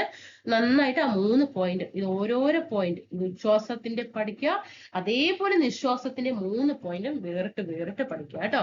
ഉച്ഛ്വാസ പ്രക്രിയയില് ഡയഫ്രം ചുരുങ്ങും, വ്യാപ്തി വർദ്ധിപ്പിക്കും, വളവ് അല്പം എന്താണ് നിവരും കേട്ടോ. ഡയഫ്രം ചുരുങ്ങിയിട്ട് വളവ് അല്പം നിവർന്ന് വാരിയലിന്റെ കൂട് ഉയരുന്നു. ആ ഒരു സാക്ഷ്യത്തിന്റെ വ്യാപ്തി വർദ്ധിക്കും. വ്യാപ്തി വർദ്ധിക്കുമ്പോൾ ശ്വാസകോശം വികസിക്കും, വായു ശ്വാസകോശത്തിലേക്ക് ഉള്ളിലേക്ക് പ്രവേശിക്കും. ഇനി നിശ്വാസത്തില് ഡയഫ്രം പൂർവ്വസ്ഥിതിയിലാക്കും, വാരിയലിൻ കൂട് താഴും. ആ ഒരു സാക്ഷ്യത്തിന്റെ വ്യാപ്തി കുറയും, ശ്വാസകോശം ചുരുങ്ങും. ഓക്കെ, ശ്വാസകോശത്തിൽ നിന്ന് വായു പുറത്തേക്ക് പോകുന്നു. അപ്പൊ ഒറ്റൊന്ന് മാത്രം നിങ്ങൾ പഠിച്ചു വെക്കുക. അതിന്റെ ഓപ്പോസിറ്റ് ആണ് എന്ത്? നിശ്വാസം എന്ന് മാത്രം പഠിച്ചു വെക്കുക. രണ്ടും കൂടി പഠിക്കുമ്പോൾ കൺഫ്യൂഷൻ വരണ്ട. ഉച്ഛ്വാസത്തില് ഡയഫ്രം ചുരുങ്ങി അതിന്റെ വ്യാപ്തി വർദ്ധിച്ച് വാരിയലിൽ കൂടെ ഉയർന്ന് വളവ് അല്പം നിവർന്ന്, ഓക്കെ, അങ്ങനെ പഠിക്കും. എല്ലാം ഇവിടെ എന്താണ്? ഡയഫ്രം മാത്രമാണ് ഇവിടെ ചുരുങ്ങുന്നുള്ളൂ. മനസ്സിലായോ? ഡയഫ്രം മാത്രമാണ് ഇവിടെ ഒരു താഴ്ന്നു എന്നുള്ള രീതിയിൽ ബിലോ ആയിട്ട് കാണിക്കുന്നത് ഡയഫ്രം മാത്രമാണ്. ബാക്കി എല്ലാം ഉച്ഛ്വാസത്തിൽ എന്താണ്? വർദ്ധിക്കുന്നതായിട്ടാണ് കാണുന്നത് അല്ലെ? എന്താണ്? വളവ് അല്പം നിവരുക, അത് പറയുമ്പോ എന്താണ്? ഒരു ഉയർച്ചയാണ്. വാരിയലിയും കൂടെ ഉയരുന്നു. ഓക്കെ, വ്യാപ്തി വർദ്ധിച്ചു, ശ്വാസകോശം വികസിച്ചു, എല്ലാം ഹൈ ആണ് അല്ലെ? എല്ലാം ആരും ബിലോ ആണ് പറയുന്നില്ല അല്ലെ? എല്ലാം എന്താണ്? കൂടുതൽ കൂടുതൽ കൂടുതൽ എന്നാണ് ഉച്ഛ്വാസത്തിൽ വരുന്നത്. ഡയഫ്രം മാത്രമാണ് ചുരുങ്ങി എന്നൊരു വാക്ക് വരുന്നുള്ളൂ. അവിടെ മാത്രം പഠിച്ചാൽ മതി. അപ്പൊ അതിന്റെ ഓപ്പോസിറ്റ് ആണ് നിശ്വാസം എന്നും കൂടി പഠിച്ചു വെച്ചാൽ മാത്രം ഇത് കഴിയും. മനസ്സിലായോ? ചിലപ്പോ ഇതുവരെ ഇതിന് മുമ്പൊക്കെ നിങ്ങൾ ക്ലാസ്സുകളിൽ പഠിച്ചിട്ടുണ്ടോ? ഉച്ഛ്വാസം, നിശ്വാസം, ഉച്ഛ്വാസ പ്രക്രിയയിൽ ഇങ്ങനെ നിശ്വാസം, എക്സാമിന് മുമ്പ് ഉച്ഛ്വാസവും നിശ്വാസം, നമ്മൾ അവിടെ നിന്നും പുറത്തേക്കും ഉള്ളിലേക്കും ശ്വാസം വരുന്ന അവസ്ഥയാണ്. അത് മനസ്സിലാക്കുക. അപ്പൊ ഉച്ഛ്വാസത്തില് ഒറ്റ കാര്യം മാത്രം പഠിക്കുക, അതിന്റെ ഓപ്പോസിറ്റ് ആണ് നിശ്വാസം എന്ന് പഠിക്കുക. മനസ്സിലായോ? അപ്പൊ ഉച്ഛ്വാസത്തില് എല്ലാം ഉയർച്ചയാണ്. ഉച്ഛ്വാസത്തിൽ എല്ലാം ഉയർച്ചയാണ്. മനസ്സിലായോ? ഡയഫ്രം മാത്രമാണ് ചുരുങ്ങിയിട്ട് കാണിക്കുന്നുള്ളൂ. മനസ്സിലായോ? ഡയഫ്രം മാത്രമാണ് ചുരുങ്ങിയത് കാണിക്കുന്നുള്ളൂ. ബാക്കി വളവ് നിവരുകയാണ്, വാരിയലിന്റെ കൂടെ ഉയരുകയാണ്, അവരുസാക്ഷ്യത്തിന്റെ വ്യാപ്തി വർദ്ധിക്കുകയാണ്, ശ്വാസകോശം വികസിക്കുകയാണ്, എല്ലാം ഹൈ ആണ് ഇല്ലേ? ഒന്നും താഴ്ചയില്ല. എന്നാൽ അതിന്റെ ഓപ്പോസിറ്റ് ആണ് നിശ്വാസം. ഡയഫ്രം ചുരുങ്ങുന്ന സമയത്ത് ഇത് ഇവിടെ പൂർവ്വസ്ഥിതിയിലാകുന്നു, വാരിയെങ്കിലും താഴുകയാണ്, വ്യാപ്തി കുറഞ്ഞു, ചുരുങ്ങി അല്ലെ? ഇവിടെ നിശ്വാസം കുറയ്ക്കും. മനസ്സിലായല്ലോ? ഇനി ഉച്ഛ്വാസവായുവിലെയും നിശ്വാസവായുവിലെയും വിവിധ ഘടകങ്ങളുടെ അളവ് തന്നിട്ടുണ്ട്. ഓക്സിജൻ എത്ര ശതമാനമാണ്? ഉച്ഛ്വാസത്തില് 21% കേട്ടോ. നമ്മുടെ ഉള്ളിലേക്ക് പോകുന്ന ഓക്സിജന്റെ അളവ് 21%. കാർബൺ ഡൈ ഓക്സൈഡ് ഓക്കെ 21 അല്ലെ? 21. കാർബൺ ഡൈ ഓക്സൈഡ് എത്രയാണ്? 0.04 ആണ്. ഇനി നൈട്രജൻ എത്രയാണ്? 78 ആണ്. ജലബാഷ്പം 0.96 ആണ്. മനസ്സിലാക്കുന്നോ? ഇനി നിശ്വാസം, ഓക്സിജന്റെ അളവ് 15 ആണ്, കാർബൺ ഡൈ ഓക്സൈഡ് 4 ആണ് കേട്ടോ. ഇവിടെ 0.04 ആണ് ഉള്ളിലേക്ക് പോകുന്നതെങ്കിൽ നമ്മൾ തിരിച്ച് പുറത്തേക്ക് ഓക്സിജൻ പുറത്ത് വിടുന്ന സമയത്ത് അത് 4 ആയിട്ടാണ് കാർബൺ ഡൈ ഓക്സൈഡ് കേട്ടോ. പുറത്ത് വരുമ്പോൾ കാർബൺ ഡൈ ഓക്സൈഡിന്റെ അളവ് കൂടുതലാണ്. നൈട്രജൻ സെയിം തന്നെയാണ്, 78, ജലബാഷ്പം 3 കേട്ടോ. ഇനി നിശ്വാസവായുവിലെയും ഉച്ഛ്വാസവായുവിലെയും എല്ലാ ഘടകങ്ങളെയും അളവ് ഒരുപോലെയാണോ? എല്ലാ ഘടകങ്ങളും ഒരുപോലെയാണോ? അല്ല അല്ലെ? ഓക്സിജൻ 21 ആകുമ്പോൾ നൈട്രജൻ 78, കാർബൺ ഡൈ ഓക്സൈഡ് 0.04, ജലബാഷ്പം 0.96. നിശ്വാസം അതിന്റെ 21 ആകുമ്പോൾ അവിടെ 15 ആണ്. ഇവിടെ 0.04 ആകുമ്പോൾ അവിടെ 4 ആണ്. ഇവിടെ 78 സെയിം. പക്ഷെ ജലബാഷ്പം അതേപോലെ 0.96 ആകുമ്പോൾ ഇവിടെ 3 അല്ലെ? അങ്ങനെ ഏതൊക്കെ ഘടകങ്ങളുടെ അളവിലാണ് വ്യത്യാസം വരുന്നത്? ഓക്സിജന്റെ അളവിൽ വ്യത്യാസമുണ്ട്, കാർബൺ ഡൈ ഓക്സൈഡിന്റെ അളവിൽ വ്യത്യാസമുണ്ട്, ജലബാഷ്പത്തിന്റെ അളവിൽ വ്യത്യാസമുണ്ട്. ഓൺലി സെയിം നൈട്രജൻ മാത്രം. ഇനി ഉച്ഛ്വാസവായുവിനെ അപേക്ഷിച്ച് നിശ്വാസവായുവിൽ കൂടിയ അളവിൽ ഘടകങ്ങൾ ഏതെല്ലാമാണ്? ഏതൊക്കെയാണ് കൂടിയ അളവിൽ? കാർബൺ ഡൈ ഓക്സൈഡ് കൂടുതലാണ് അല്ലെ? ഇവിടെ 0.04 ഉണ്ടാകുമ്പോൾ ഇവിടെ 4 ആണ് അല്ലെ? ഇവിടെ ഉച്ഛ്വാസത്തിലും ഇവിടെ നിശ്വാസത്തിലും. ഇനി ഈർപ്പം അളവിൽ കുറവ് അല്ലെ? ഇവിടെ കുറവാണ് അല്ലെ? 0.96 ഇവിടെ ആകുമ്പോൾ ഇവിടെ എത്രയാ? 3 ആണ് അല്ലെ? ഇനി ശ്വാസനത്തിൽ നാം ഉപയോഗപ്പെടുത്തുന്ന വാതകം ഓക്സിജൻ ആണ് അല്ലെ? ശ്വാസനാളത്തിൽ ഭക്ഷണം കൊടുക്കുന്ന സന്ദർഭങ്ങളിൽ എന്ത് ശുശ്രൂഷയാണ് നൽകുന്നത്? ശ്വാസനാളത്തിൽ ഭക്ഷണം കൊടുത്താൽ ആ വ്യക്തിയോട് ശക്തിയായിട്ട് ചുമയ്ക്കാൻ ആവശ്യപ്പെടും. അങ്ങനെ അല്ലെ? എന്താണ്? നമ്മൾ ഭക്ഷണം ഇങ്ങനെ അടക്കില്ല ആ സമയത്ത്. അപ്പൊ നമുക്ക് ചുമക്കാനുള്ളതൊന്നും ആകില്ല അല്ലെ? നമ്മൾ ചിലപ്പോൾ സ്വർഗം കണ്ടിട്ടുണ്ടാവും. ശ്വാസനാളത്തിൽ ഭക്ഷണം കൊടുത്താൽ ആ വ്യക്തിയുടെ ശക്തിയായിട്ട് ചുമയ്ക്കാൻ ആവശ്യപ്പെടുന്നു. ചുമയുടെ ശക്തിയിൽ ആഹാരവസ്തു പുറന്തള്ളപ്പെടും കേട്ടോ. മറക്കരുത് കേട്ടോ. അതൊക്കെ നമ്മൾ അറിഞ്ഞിരിക്കേണ്ട ഒരു കാര്യങ്ങളാണ്. ശ്വാസതടസ്സം നേരിട്ട വ്യക്തിയെ അല്പം കുനിച്ചു നിർത്തി പിറകിലായി നിന്ന് 2 കൈകൾ കൊണ്ടും എന്താണ്? അപകടത്തിൽപ്പെട്ടയാളുടെ വയറിൽ ശക്തിയായി അമർത്തുക. ആവശ്യമെങ്കിൽ ഏതാനും തവണ ഇത് ആവർത്തിക്കാം. ചെറിയ കുട്ടികളാണെങ്കിൽ കമഴ്ത്തിപ്പിടിച്ച് തോളലുകൾക്കിടയിലായി ശക്തിയായിട്ട് തട്ടണം. ആവശ്യമെങ്കിൽ വൈദ്യസഹായം ലഭിക്കുന്നു. ഓക്കെ, ഇനി ഏകകോശ ജീവിയായ പാരമീസിയം എങ്ങനെയാണ് വാതക വിനിമയം നടത്തുന്നത്? നേരത്തെ നമ്മൾ അമീബയുടെ പഠിച്ചു അല്ലെ. ഇനി പാരമീസിയം എന്താണ്? നമ്മൾ ഏകകോശ ജീവികൾക്ക് ഒരു കഴിഞ്ഞ ലെസണിൽ നമ്മൾ പഠിച്ചതാണ് അല്ലെ. ഏകകോശ ജീവികൾക്ക് ഉദാഹരണം ഏതൊക്കെയാ പറഞ്ഞത്? അമീബ പറഞ്ഞു, പിന്നെ പാരമീസിയം പറഞ്ഞു, പിന്നെ ഏതാണ്? യുഗ്ലീന അല്ലെ. അമീബ, പാരമീസിയ, യുഗ്ലീന ഇതൊക്കെ എന്താണ്? ഏകകോശ ജീവികൾക്ക് ഉദാഹരണം ആണ്. അടുത്തത്, ഏകകോശ ജീവിയായ പാരമീസിയം എങ്ങനെയാണ് വാതക വിനിമയം നടത്തുന്നത്? നഗ്നനേത്രങ്ങൾ കൊണ്ട് കാണാൻ കഴിയാത്ത ഒരു ജലജീവിയാണ് പാരമീസിയം അല്ലെ. ഓക്കെ, ഏകകോശ ജീവികളെ കാണാൻ കഴിയോ? കാണാൻ കഴിയില്ല. ചുറ്റുമുള്ള ജലത്തിൽ ലയിച്ചു ചേർന്ന ഓക്സിജനെ പാരമീസിയം കോശസ്തരം വഴി സ്വീകരിക്കുകയും കാർബൺ ഡൈ ഓക്സൈഡ് പുറന്തള്ളുകയും ചെയ്യുന്നു. മണ്ണിരകളുടെ ശ്വസനത്തിന് സഹായിക്കുന്ന ഭാഗം ഏതാണ്? ഏതാണ് മണ്ണിരകളുടെ ശ്വസനത്തിന് സഹായിക്കുന്ന ഭാഗം? ഈർപ്പമുള്ള ത്വക്കാണ് കേട്ടോ. മത്സ്യത്തിന്റെ ശ്വസനത്തെ സഹായിക്കുന്നത് ചെകിളപ്പൂക്കൾ, നമ്മൾ നേരത്തെ പറഞ്ഞതാണ് ശകുലങ്ങൾ എന്ന് പറയും കേട്ടോ. തവളകളുടെ ശ്വസനത്തിന് സഹായിക്കുന്ന ഭാഗം ഏതാണ്? കരയിലായിരിക്കുമ്പോൾ ശ്വാസകോശം, വെള്ളത്തിലായിരിക്കുമ്പോൾ ഈർപ്പമുള്ള ത്വക്ക് കേട്ടോ. തവളകളെ ശ്വസനത്തിന് സഹായിക്കുന്നത്, കാരണം കരയിലും വെള്ളത്തിലൊക്കെ ഒരുപോലെ ജീവിക്കുന്ന ഇതാണല്ലേ തവള. അപ്പൊ കരയിലായിരിക്കുമ്പോൾ എന്താ? ശ്വാസകോശത്തിലും, വെള്ളത്തിലായിരിക്കുമ്പോൾ ഈർപ്പമുള്ള ത്വക്കും ഉപയോഗിച്ചിട്ടാണ് ശ്വസനം നടത്തുന്നത്. മത്സ്യമാണെങ്കിൽ ശിഖിളപ്പുകൾ അല്ലെങ്കിൽ ശകുനങ്ങൾ, മണ്ണിരകളിൽ ഈർപ്പമുള്ള ത്വക്ക്. ചിലന്തിക്ക് ബുക്ക് ലെങ്സ് കേട്ടോ. ചിലന്തിയുടെ ശ്വസനത്തിന് സഹായിക്കുന്ന ഭാഗം ബുക്ക് ലെങ്സ് ആണ്. എന്താണ് ശ്വസനം? എന്താ ശ്വസനം? ജീവികൾ അവയുടെ പരിസരത്തിൽ നിന്നും ഓക്സിജൻ സ്വീകരിച്ച് കാർബൺ ഡൈ ഓക്സൈഡ് പുറന്തള്ളുന്ന പ്രക്രിയയാണ് ശ്വസനം. ഓക്സിജൻ സ്വീകരിക്കാം, കാർബൺ ഡൈ ഓക്സൈഡിനെ പുറത്തുവിടാം. ഇനി എന്താണ് സസ്യങ്ങളിൽ നടക്കുന്ന ശ്വസനം? ജന്തുക്കൾ പോലെ സസ്യങ്ങളും അന്തരീക്ഷത്തിൽ നിന്ന് ഓക്സിജൻ സ്വീകരിച്ച് കാർബൺ ഡൈ ഓക്സൈഡ് പുറന്തള്ളുകയും ചെയ്യുന്നു അല്ലെ. സസ്യങ്ങൾ എങ്ങനെയാ ഓക്സിജൻ സ്വീകരിച്ചിട്ട് കാർബൺ ഡൈ ഓക്സൈഡ് പുറന്തള്ളുന്നത്? ഓക്സിജൻ സ്വീകരിക്കും, എന്നിട്ട് കാർബൺ ഡൈ ഓക്സൈഡ് പുറന്തള്ളും. അത് എപ്പോഴാണ്? രാത്രി കാലത്താണ് അല്ലെ.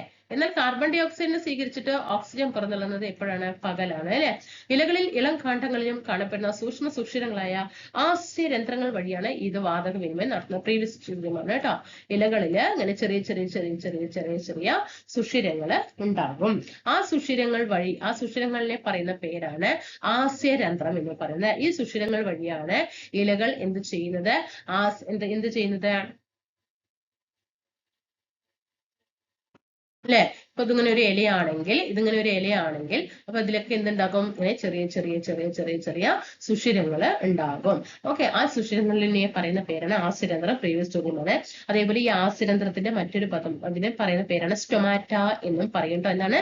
സ്റ്റൊമാറ്റ എന്നും പറയും കേട്ടോ. ആസ്യരന്ധ്രം അല്ലെങ്കിൽ സ്റ്റൊമാറ്റ. ഇനി സസ്യങ്ങൾ ശ്വസിക്കുമ്പോൾ സ്വീകരിക്കുന്ന വാതകം ഓക്സിജൻ, പുറത്തുവിടുന്ന വാതകം കാർബൺ ഡൈ ഓക്സൈഡ്.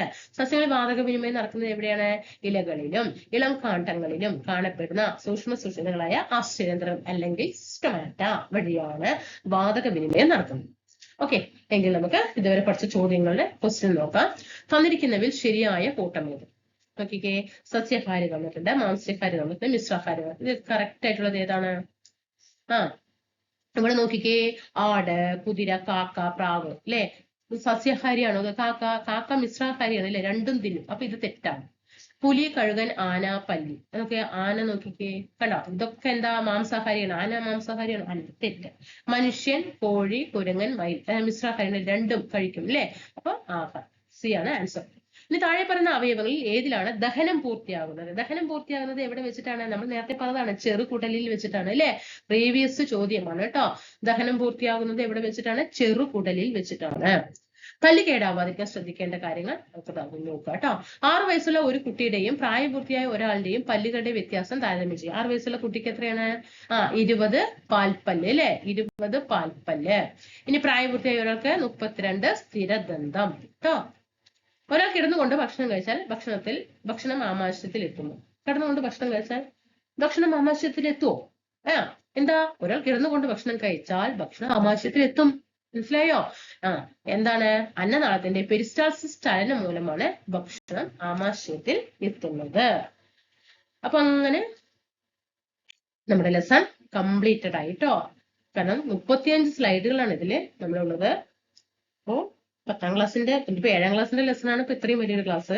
10ാം ക്ലാസ്സിന്റെ ആകുമ്പോൾ ഇതിനേക്കാൾ വലുതാവും. നമുക്ക് 2 പാർട്ടായിട്ട് ചെയ്യേണ്ടി വരും കേട്ടോ. ഒരു ലെസണൊക്കെ 2 പാർട്ടായിട്ട് ചെയ്യേണ്ടി വരും. കാരണം ലെങ്ത് ആയിരിക്കും.